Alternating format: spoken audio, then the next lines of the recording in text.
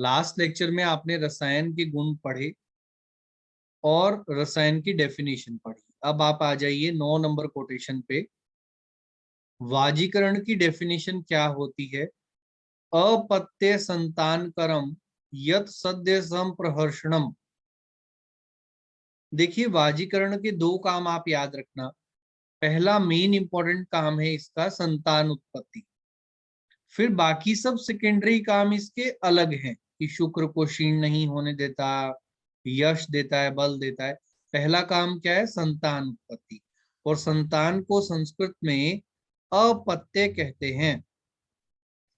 ठीक है, अपत्य संतान करम यत सद्य संप्रहर्षण। मान लीजिए किसी फैमिली को याद करो, उसके दादाजी थे, आगे उनके 2-4 बेटे हुए, फिर उनके फिर आगे संतानें हुई, आगे संतानें हुई। ऐसे ही आप वृक्ष को समझो, एक बीच में बड़ा तना है, उसके आगे छोटी छोटी ब्रांचेस होती रहती हैं। तो ये शाखा कब पैदा होती हैं? शाखा पैदा होती हैं वाजीकरण से। और वाजीकरण का मुख्य काम क्या है? संतान उत्पत्ति। ये दो बातें मेरी आप इंपॉर्टेंट याद रखिएगा। चलिए अब पढ़िए। अपत्य संतान कर्म, तो सीधी सी बात है, किसके लिए लाइन है? वाजीकरण के लिए। वाजीव अति बलो येन यात्य अप्रतिहत स्त्रिय। अति बलवान व्यक्ति हो जाता है मैथुन के समय। और नीचे लिखा है जीर्यतो अपि अशयम शुक्रम फलवद्धे। जीर्यतो यानी बुढ़ापे में भी शुक्र का क्षय नहीं होता है, ऐसा बताया गया। फिर नीचे प्रभुत शाखा शाखी येन चेत्यो यथा महान, बॉक्स में बंद करो इस लाइन को। ये बहुत बार एग्जाम में आती है।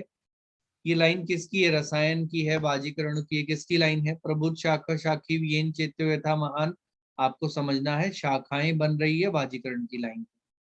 पीछे एक वर्ड है सुबहु प्रज, ये भी वाजीकरण की लाइन है। और लास्ट वाली लाइन को याद करना पड़ेगा, यश श्रियम बलम पुष्टिर। ये किसके फायदे हैं? रसायन के या वाजीकरण के? वाजीकरणम एवच। नेक्स्ट पेज में आ जाइए। सीधा आप देखिए 15 नंबर कोटेशन वाले पेज पे आ जाओ। इसके अंदर ऊपर विमर्श में लिखा हुआ है रसायन गौण रूप से व्याधि का नाश करता है। और उसके नीचे लिखा है सूची कटाह न्याय। तो एक क्वेश्चन लिखो पेज के टॉप पे। सूची, सुई वाला सूची लिखना, सूची कटाह न्याय के आधार पर किसका वर्णन? सूची कटाह न्याय के आधार पर किसका वर्णन? आगे क्वेश्चन मार्क लगा दो और आगे लिख दो रसायन। सूची कटाह न्याय जो है वो किस चीज के लिए लिखा गया है? रसायन के लिए लिखा गया है। इंपॉर्टेंट है, याद करना है।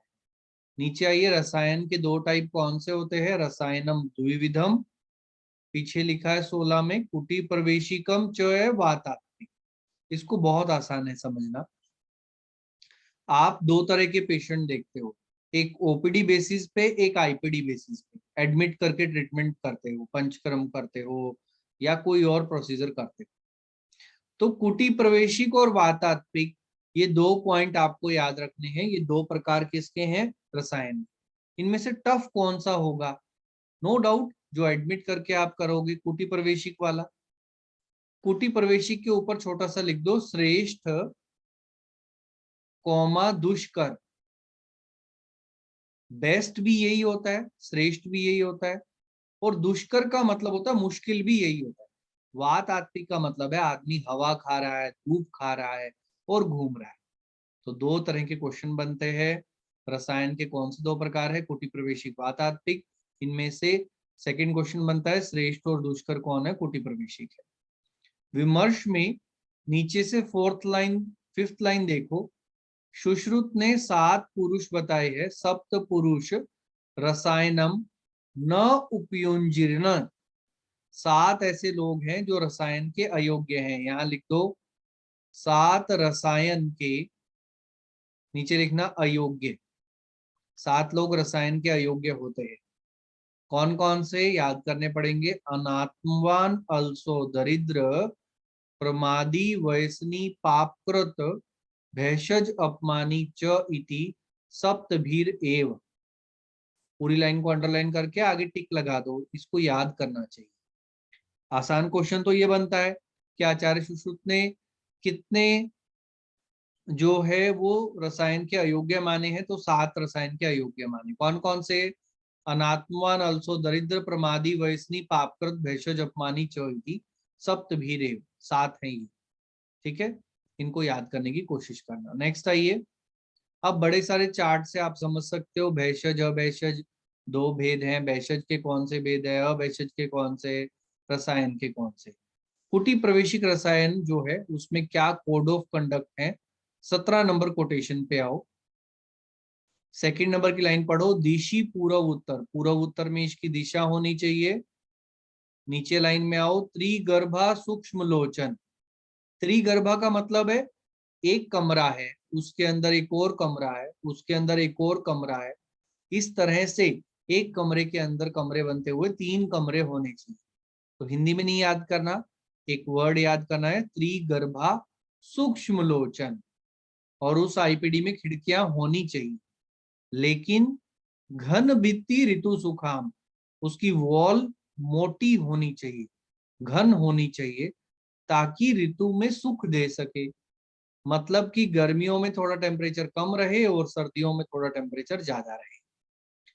फिर नीचे आइए, पीछे लिखा है स्त्री विवर्जितम, स्त्री का यहाँ निषिद्ध है। आसान आसान क्वेश्चन। आचार्य चरक ने कुटी प्रवेशिक रसायन में कुटी को कैसा बनाने को कहा गया है, तो याद करेंगे आप, पूर्व उत्तर दिशा, त्रिगर्भा सूक्ष्मलोचन घनभित्ति ऋतु सुखाम, और स्त्री इसमें वर्जित कर देनी चाहिए। नेक्स्ट पेज में आइए, 21 पे आ जाए। अत उदगयने शुक्ले, उत्तरायण के शुक्ल पक्ष में प्रवेश करना चाहिए। कब करना चाहिए? उदगयने शुक्ले। और पीछे क्या लिखा है? कृतवापन, यानी बाल कटवा के प्रवेश करना चाहिए। तो 2 वर्ड ये भी याद करने पड़ेंगे, यहां लिख लो, उत्तर आयन, उत्तर अयन, फिर नीचे लिखना शुक्ल पक्ष, उत्तरायण का शुक्ल पक्ष, और पीछे कृतवापन, यानी कि आपको बाल कटवा के प्रवेश करवाना चाहिए उनको। तो उत्तरायण के शुक्ल पक्ष में और कृतवापन, ये 2 शब्द याद कर। 25 में आइए, संशोधन की औषध क्या होती है, यानी शोधन से पहले आपको क्या लेना चाहिए। यहाँ वर्ड लिखो, हरित्य आदि योग, हरित्य आदि योग। कोई भी रसायन लेना है, उससे पहले ऐसे ही नहीं कि आप उसको रसायन दे दो। सोचो उसका पेट ही सही नहीं है, पेट ही साफ नहीं है, वो रसायन क्या काम करेगा उसको। तो उससे पहले, रसायन से पहले शोधन करने के लिए एक योग बताया गया है, और उसके अंदर क्या क्या घटक है। तो पहली लाइन के आगे डबल टिक लगाओ, याद करना पड़ेगा। हरितकी नाम चूर्णानी सैंधव आम्ल के गुड़म वचा विडंगम रजनी पीपली विश्व भेषजम। बॉक्स में बंद कर दो इसको। हरितकी नाम चूर्णानी सैंधव आम्ल के गुड़म वचा विडंगम रजनी पीपली विश्व भेषजम। वेरी वेरी इंपॉर्टेंट, याद ही करना पड़ेगा, क्योंकि क्वेश्चन आएगा शोधन से पहले, रसायन से पहले जो शोधन के लिए हरितक्यादि योग दे देता है, उसमें कौन सा घटक नहीं होता है। नहीं का पता कैसे लग पाएगा, जब है कौन कौन सी, ये एकदम टिप्स पे याद होंगे। तो मन ही मन मेरे साथ बोलो, हरितकी नाम चूर्णानी सैंधव आम्ल के गुड़म वचा विडंगम रजनी पीपली विश्व भेषजम। दोबारा मन ही मन रिपीट करना, हरितकी नाम चूर्णानी सैंधव आम्ल के गुड़म वचा विडंगम रजनी पीपली विश्व भेषजम। नीचे लिखा है पिबेद उष्णम बुना, इसको जब गर्म पानी से पियोगे तो पीछे लिखा है शुद्ध शरीराय, शोधन हो जाएगा शरीर का, कृत संसर्जनाय, और संसर्जन क्रम बाद में फॉलो करना पड़ेगा। हरितकी नाम चूर्णानी सैंधव आम्ल की गुड़म वचा विडंगम रजनी पीपली विश्व भेषजम। पिबेद उष्णंबुना, गर्म पानी के साथ इसको पिलाते हैं, जिससे शरीर का शोधन हो जाता है, और बाद में कृत संसर्जनाय, संसर्जन क्रम चलाना चाहिए। संसर्जन क्रम में बाद में क्या दोगे? त्रिरात्रम यावकम दद्या, यवक खिलाना चाहिए। इसको याद करना पड़ेगा आपको। क्या खिलाना है? यवक। 3 रात्रि तक, आगे लिखा है पंचाहम, आगे सप्ताहम। तो पेज के टॉप पे लिखो 3/5/7 दिन यावक का संसर्जन। 3/5/7 दिन यावक का संसर्जन। इंपॉर्टेंट है, थोड़ा सा याद ही करना पड़ेगा। ऐसे सीधा ही रसायन नहीं दे देते हैं, उससे पहले हरितक्रियादि योग देते हैं, उसके घटक क्या है, और घटक के बाद उसका संसर्जन क्रम किससे करवाते हैं। उसके बाद नेक्स्ट पेज की हिंदी में ही ऊपर से फर्स्ट लाइन पढ़ना। संसर्जन क्रम में इसे पुराने यव भी खिलाते, पुराने जौ की यवागु खिलाते। इसको भी अंडरलाइन कर लो। और फिर नेक्स्ट आ जाइए हरितकी के गुण। सबसे इंपॉर्टेंट है हरितकी। हरितकी आयुर्वेद में प्रैक्टिस में एकदम ब्रांड की तरह है।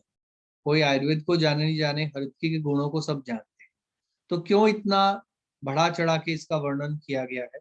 क्योंकि इसकी गुण ही ऐसे हैं। पढ़ो, हरितकी पंचरसाम उष्णाम अलवणाम। मतलब कि इसमें 5 तो रस होते हैं लेकिन लवण नहीं होता है। तो क्वेश्चन बनता है हरितकी में कौन सा रस नहीं होता है? हरितकी में लवण रस नहीं होता है। और कितने रस होते हैं? तो 5 होते हैं। पीछे लिखा है दोष अनुलोमनी। हरितकी को दोष अनुलोमनी कहा जाता है। विद्या दीपन पाचन, दीपन पाचन का ये कार्य करता है। तो हरितकी अनुलोमन का कार्य करती है। वैसे भी आचार्य शरंजर ने इसको अनुलोमन द्रव्य बताया गया है। तो दोष अनुलोमनी हरितकी का गुण है। हरितकी में कितने रस होते हैं? आपको जब क्वेश्चन कोई पूछेगा तो आप उसको आंसर करेंगे पंचरसाम उष्णाम अलवणाम।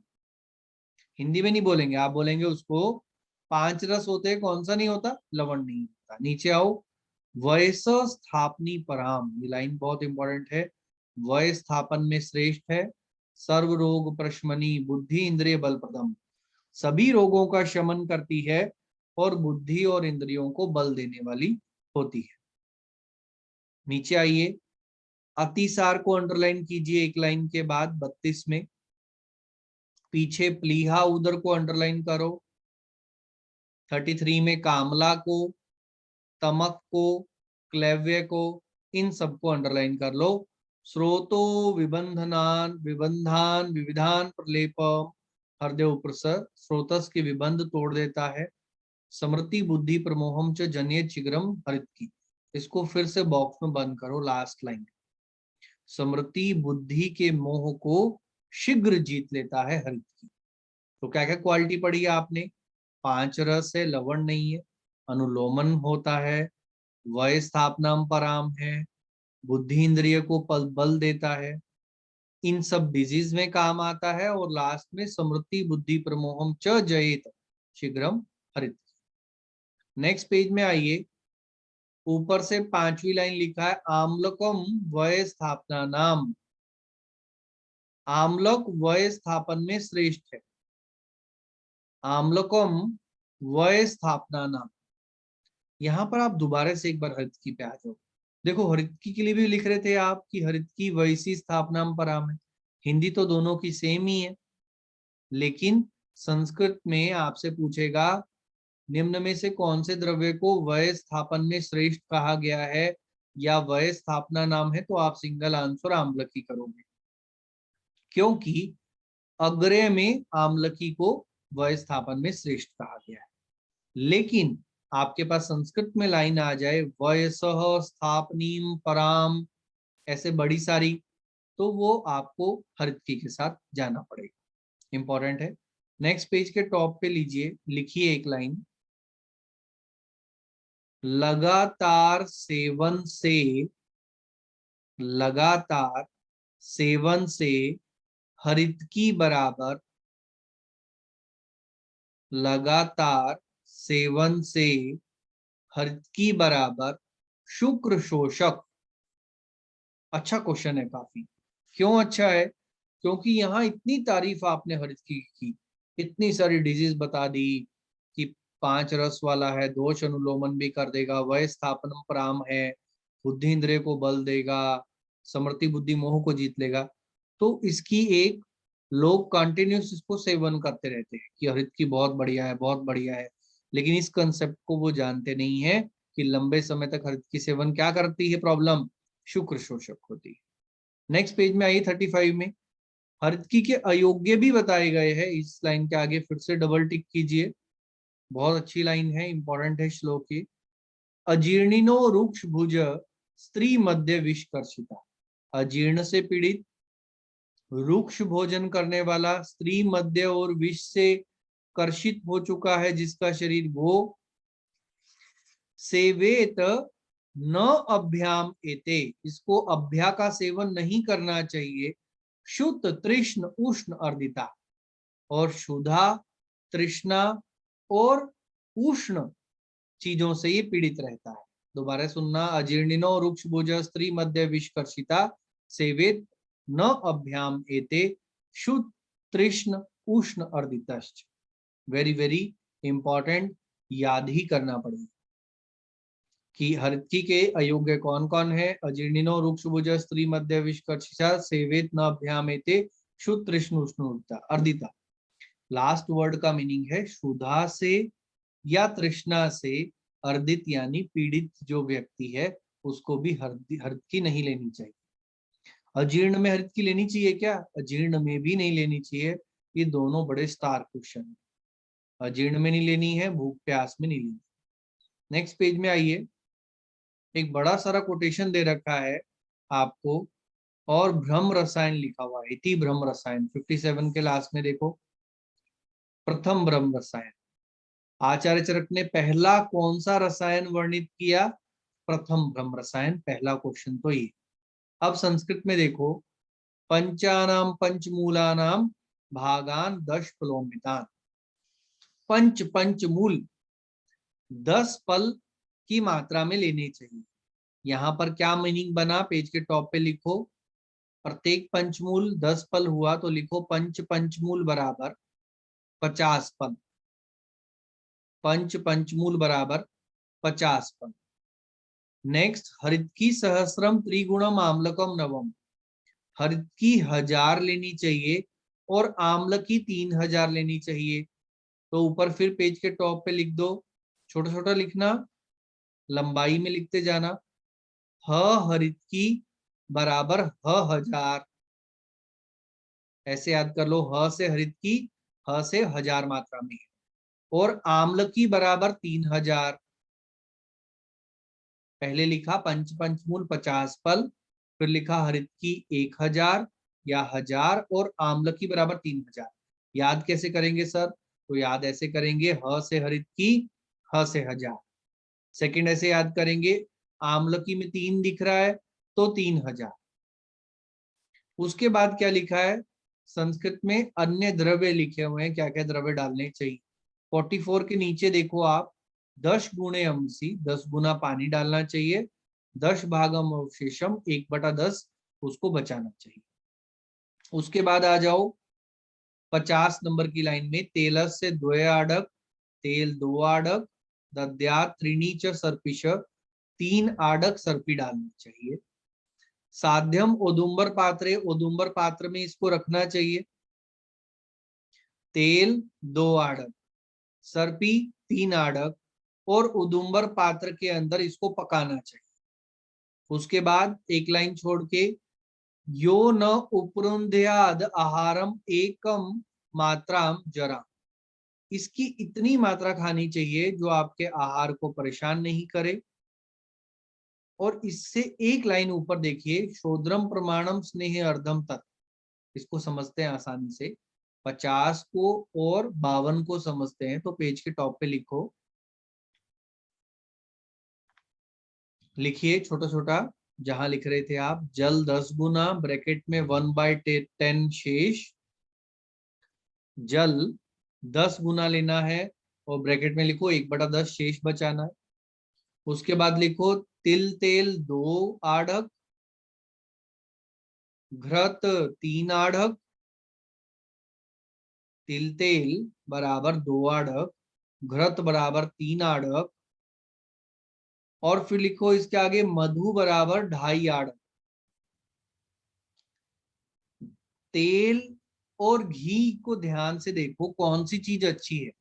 आपको जर्नल कोई पूछेगा कौन सी चीज अच्छी है, तो कोई भी बोलेगा जी घी अच्छा है, इसलिए घी की मात्रा ज्यादा है, 3 आड़क है। सेकंड क्वेश्चन, तेल और घी को मिला के आधा कर दें अगर अपन, तो मधु निकल के आएगी। मधु की मात्रा कितनी है? 2.5 आड़क है। और इसको किस पात्र में पकाते हैं? तो उदुम्बर पात्र में इसको पकाते हैं। दोबारा देखना, पंचमूल 50 फल है, हरित की 1000 है, आम्ल की 3000 है, तेल और घी, तेल 2 आड़क, घी 3 आड़क है, मधु 2.5 आड़क है, और इसको कौन से पात्र में पकाते हैं? उदुम्बर पात्र में पकाते हैं। अब सबसे इंपॉर्टेंट बात, एक दो इसकी रह गई, बाकी ये कंप्लीट है रसायन, ये वाला ब्रह्म रसायन। इसकी चीनी की मात्रा है ना, वो बहुत ज्यादा होती है। इसको आप पेज के टॉप पे ही मेंशन कर लो। मिश्री 1100 पल होती है इसमें। कितनी होती है सीता? 1100 पल इसमें डलती है। अंडरलाइन कर लो इसको, बॉक्स में बंद कर लो। और 50 नंबर की लाइन संस्कृत में देख लेना, सीतोपलाम सहस्रम च चूर्णितम तुल्या अधिकम। 1100 पल की मात्रा में सीतोपला डली हुई है, वेरी वेरी इंपॉर्टेंट। तो ये सारा प्रथम ब्रह्म रसायन हो गया। इसकी प्रशस्ति देखते हैं। नेक्स्ट 58 में आ जाओ सीधा, द्वितीय ब्रह्म रसायन। आचार्य चरक ने पहला कौन सा रसायन वर्णित किया? प्रथम ब्रह्म रसायन। इसके घटक कैसे याद कराए आपको? तो पंचमूल, प्रत्येक पंचमूल 10 फल है, 50 फल। उसके बाद हरित की 1000, आम्ल की 3000, जल 10 गुना, तेल 2 आड़क, घी 3 आड़क, और उसके बाद मधु 2.5 आड़क होता है। मिश्री 1100 पल है, और उदुम्बर पात्र में इसको पकाते हैं। इसके बाद नेक्स्ट आ जाइए आप।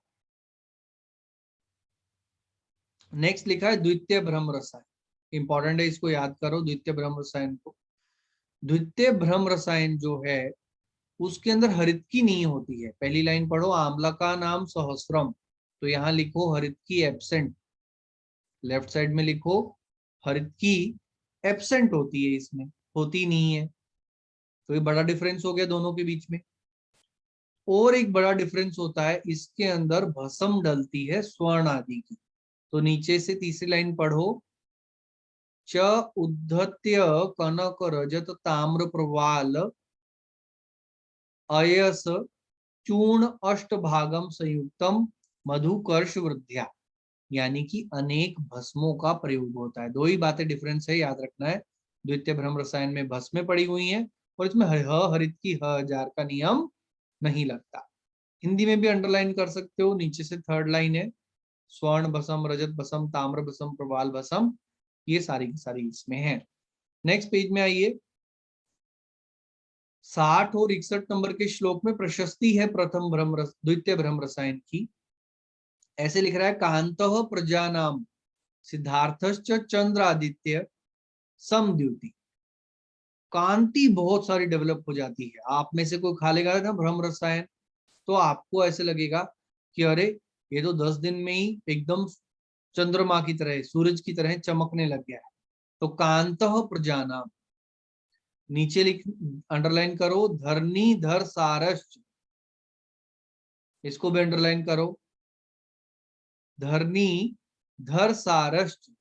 इट मीन्स ये होता है कि वो व्यक्ति चीजों को धारण रख लेता है, धारण करने की कैपेसिटी उसमें डेवलप हो जाती है।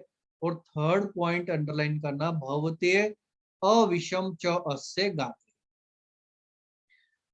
कांत प्रजानाम धरणीधर सारस, और इसको सेवन करने से उसके शरीर पे विष का प्रभाव नहीं होता।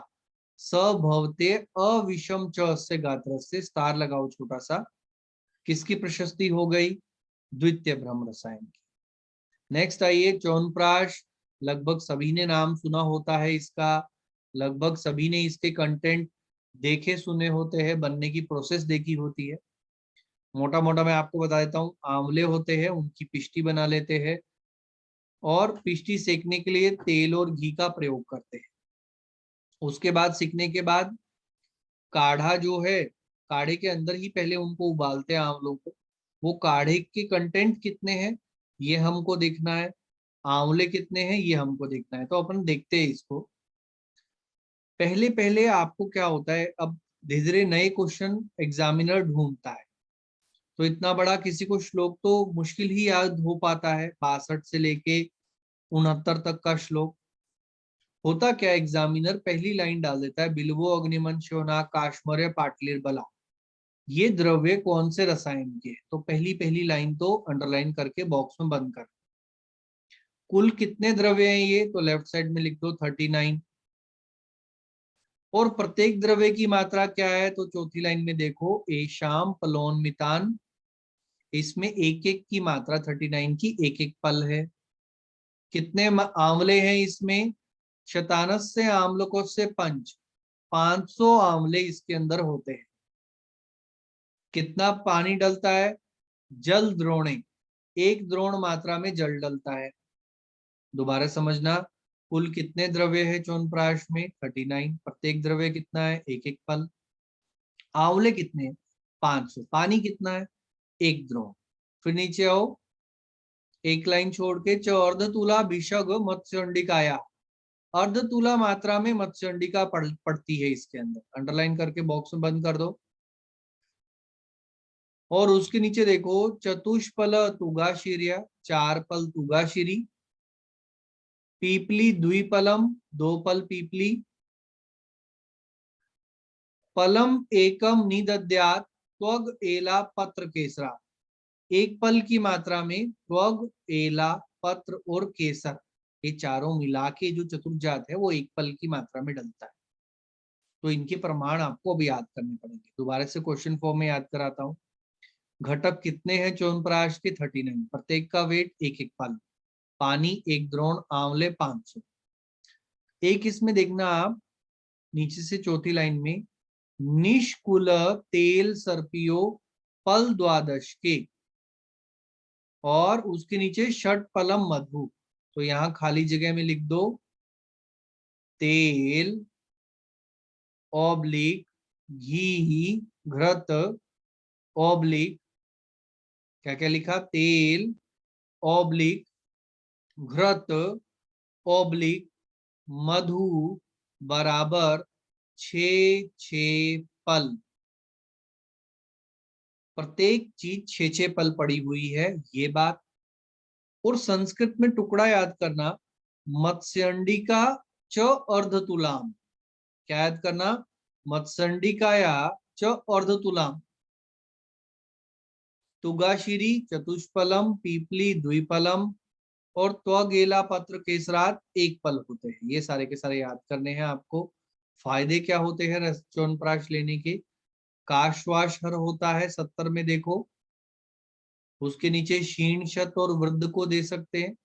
बालानाम च अंगवर्धनम को बॉक्स में बंद कर, बालकों के अंगों की वृद्धि करता है। स्पेशली पेज के टॉप पे लिखो, कुछ चीजें मैं आपको लिखाता हूँ। पूरे आयुर्वेद में कौन सी चीजें हैं जो बालकों के अंगों का वर्धन करती है, उनको लिख लो। महापेशाची घृत कोमा मंडूर, क्या लिखा, महापेशाची घृत कोमा मंडूर कोमा नवनीत, नवनीत कोमा मुग्ध रस कोमा अरविंदासव, नवनीत लिख लिया, मुग्ध रस अरविंदासव कोमा च्यवनप्राश बराबर बालानाम अंगवर्धनम, बालानाम अंगवर्धनम या फिर बालकों के लिए प्रशस्त है। ये सारी चीजें रिपीट कर रहा हूं, महापेशाची घृत कोमा मंडूर नवनीत मुग्धरस अरविंदासव और च्यवनप्राश, काश्वास में काम आता है। और च्यवनप्राश के फायदे देखते हैं। 71 में देखो, मूत्र शुक्र स्थान दोषांश अपकर्षति, मूत्र और शुक्र स्थान के दोषों का अपकर्षण कर लेता है, उनको खींच के बाहर निकाल देता है। और एक फेमस क्वेश्चन बनता है कि च्यवनप्राश की मात्रा कितनी है। अस्य मात्राम प्रयुंजित यो उपरुंध्यात न भोजनम, जो भोजन की मात्रा को उपरुद्ध नहीं करे। छोटा सा राइट साइड में लिख लो, अवलेह मात्रा बराबर एक पल। दो अलग अलग क्वेश्चन बता रहा हूं आपको। अवलेह की मात्रा कितनी होती है, तो एक पल याद रखनी है। लेकिन च्यवनप्राश की मात्रा कितनी है? पहला ऑप्शन आपको एक पल देगा, आखिरी ऑप्शन देगा जो मात्रा उसके भोजन को उपरुद्ध ना करे। तो वही आंसर है, जो मात्रा भोजन को उपरुद्ध ना करे। 1 चम्मच, 2 चम्मच, 4 चम्मच, ये सब आंसर्स नहीं करने। आपने ये तो सुना ही है, च्यवनप्राश खाने से बुढ़ापा नहीं आता। तो नीचे वाली संस्कृत की लाइन में आयु प्रकर्ष बलम इंद्रियाणाम को अंडरलाइन कर लो। इससे आप पहचान जाओगे संस्कृत की लाइन को। आयु प्रकर्ष, आयु को ढलने नहीं देती है, बुढ़ापा नहीं आने देती है, ये च्यवनप्राश। उसके नीचे स्त्रीषु प्रहर्ष परम अग्नि वृद्धिम वर्ण प्रसादम, स्त्री प्रहर्ष में अग्निवर्धन में काम आता है। और लास्ट लाइन को बॉक्स में बंद करो, जरा कर्तम रूपम पास्य सर्वम विभति रूपम नव यौवनस्य। पूरी लाइन को अंडरलाइन करके रूपम नव यौवनस्य को बॉक्स में बंद कर दो। दोबारा से प्रशस्ति देखते हैं। खांसी में काम आता है, कासवास हर याद हो जाएगा। क्षीण शत बूढ़ों को खाना चाहिए, वृद्ध को खाना चाहिए। बाला नाम चो अंगोवर्धनम, बालकों के अंगों का वर्धन करता है स्पेशली। अस्य मात्राम परियुंजित यो उपरुंध्यात न भोजनम, ऐसी मात्रा जो भोजन को उपरुद्ध न करे। मूत्र शुक्र दोषों में भी काम आता है, इसको स्टार लगना, याद नहीं रहता एकदम से। लेकिन मान लीजिए किसी को शुक्र दोष है, ऐसा आपके पास रुग्ण आता है, कोई पेशेंट आता है, तो आप च्यवनप्राश उसको प्रिस्क्राइब कर सकते हो, आपके दिमाग में होना चाहिए। अवलेह की मात्रा, ये अवलेह फॉर्म में बनता है, एक पल बताई गई है। लेकिन अस्य मात्रा, इसकी मात्रा क्या है? जो भोजन का उपरुद्ध ना। आयु प्रकर्ष काम इसका है, रूप और नव यौवन को बनाए रखता है, स्त्री प्रहर्ष काम इसका है। ये सारी प्रशस्ति हमें च्यवनप्राश की याद करनी है।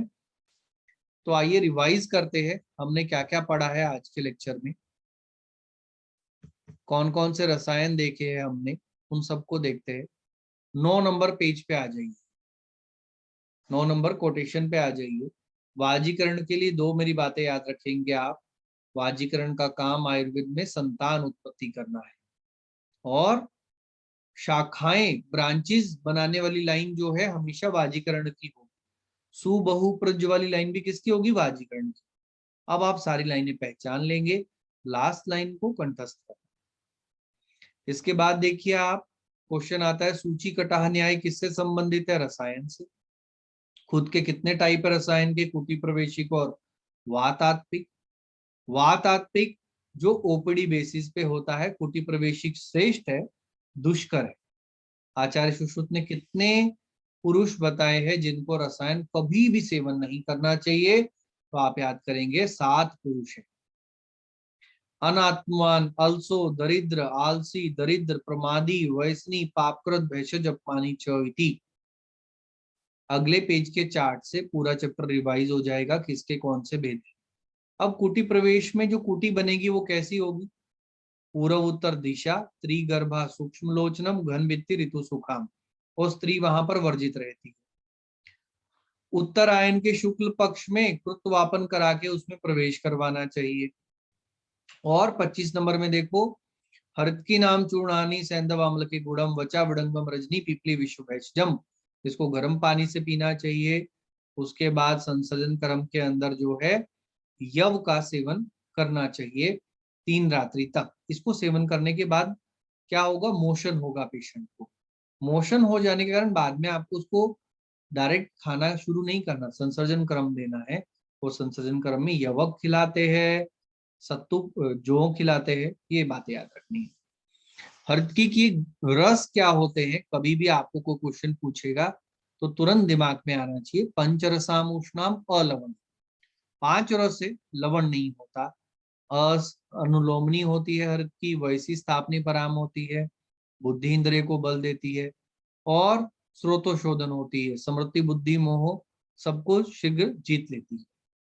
नेक्स्ट पेज में देखिए आम्ल को वय स्थापना नाम, वेरी इंपॉर्टेंट। 35 में देखिए अजीर्णिनो रुक्षभुज स्त्री मध्य विषकर्षिता सेवित न अभ्याम एते शुतृष्ण उष्णर्दित। नेक्स्ट बड़ा सारा एक कोटेशन है प्रथम ब्रह्म रसायन का। प्रथम ब्रह्म रसायन के अंदर जो है वो क्या क्या लेंगे अपन, तो पंचमूल लेंगे, हरित की लेंगे, जल लेंगे, किसमें की कौन सी चीज कितनी कितनी मात्रा में याद करना पड़ेगा। तेल, घी और शहद का कंसेप्ट याद रखना। तेल से घी अच्छा होता है, इसलिए 3 आड़क मात्रा में, तेल 2 आड़क मात्रा में, और इन दोनों को जोड़ के 2 से भाग दे दोगे तो शहद की मात्रा निकल जाएगी 2.5 आड़क। द्वितीय ब्रह्म रसायन में हरित की नहीं होती है, भस्मों का यूज होता है, और प्रशस्ति में कांत प्रजानाम धरणीधर सारस भवते अविषम, ये लाइनें याद करनी है। च्यवनप्राश जो है बिल्वो अग्निमन च्यवना काश्मरे पाटली बाला, ये लाइन याद करनी है। इसकी मात्रा कितनी होती है च्यवनप्राश की, और च्यवनप्राश में पानी कितना है, शर्करा कितनी है, अर्धतुला मत्स्यंडिका है, 4 पल तुगाश्री पिपली 2 पल। इसके बाद इसकी प्रशस्ति में आप थोड़ा बहुत याद कीजिएगा। कुछ नई बातें जैसे आयु प्रकर्ष नव यौवन, ये तो वैसे याद आ जाएंगे, लेकिन इसकी क्या मात्रा होती है, मूत्र शुक्र के स्थानों में भी काम आता है कि नहीं आता है, तो आता है, याद रखना। और कौन सी चीजें बालानाम अंगवर्धन होती है, सबको एक साथ याद कर लीजिएगा। तो इसमें चरक संहिता में चिकित्सा स्थान में आज इतना ही पढ़ेंगे।